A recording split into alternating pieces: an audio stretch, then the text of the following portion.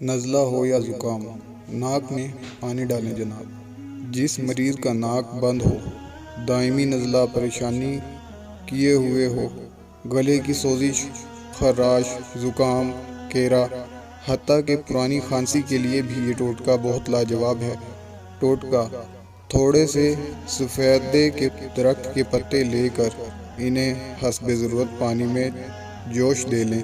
फिर ये नीम गर्म पानी नाक में वज़ू की तरह डालें और इस पानी से गरारे भी करें।